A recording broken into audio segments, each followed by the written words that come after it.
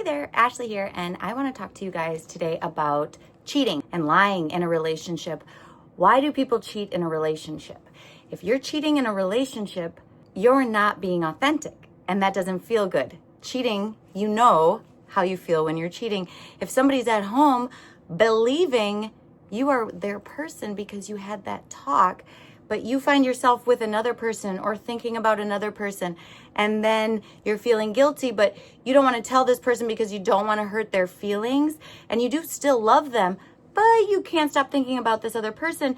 And then because you keep thinking about this person and allowing yourself to think about this other person, now you're going to act on this. And then you're going to rationalize your behavior and rationalize why you didn't tell this person.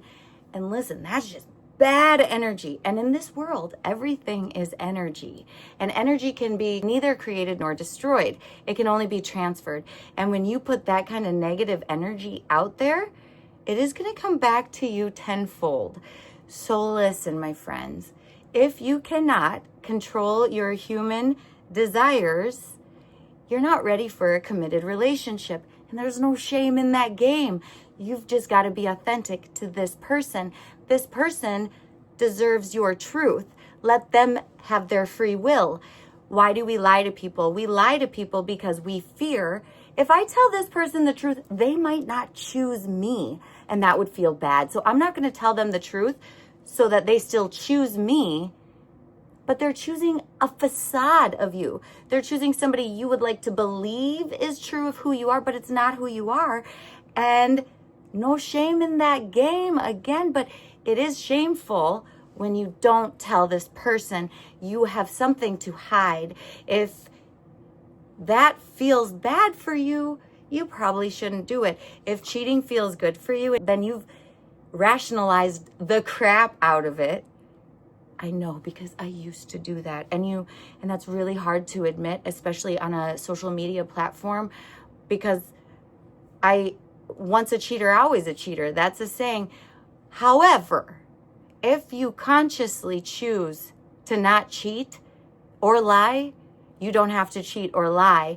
You have to just be so self-aware and identify things within self, and then communicate those things to your partner in a safe space.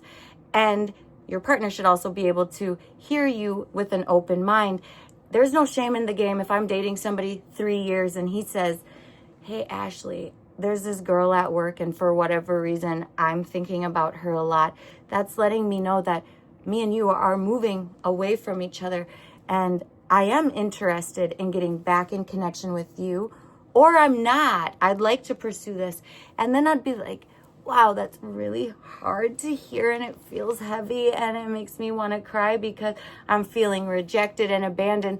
But really, I know beyond the rejection and abandonment, I should feel relief that you're not lying to me. You respect me enough to come to me with who you truly are and give me my free will to choose to stay with you or choose to leave.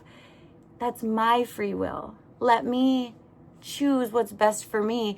And perhaps maybe you tell me that, and I can then be like, yeah, actually, I can see that. And I haven't allowed myself to think that way about a coworker or a friend that I met. But since you're allowing yourself, should we allow ourselves to do this and then talk openly about it with one another? And maybe we're just moving into an open relationship type of situation, or maybe we're growing apart.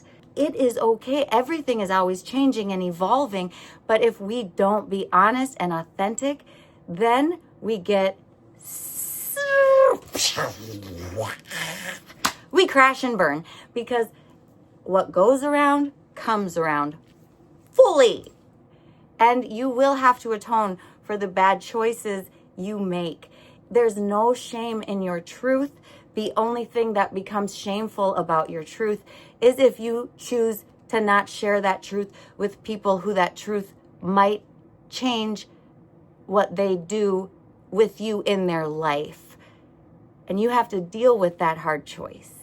You have to take responsibility for the outcomes of the choices you choose to make. You cannot take away people's free will. God low-key hates it. And because God is not vengeful or evil or anything, but he's fair and just, and everything comes full circle.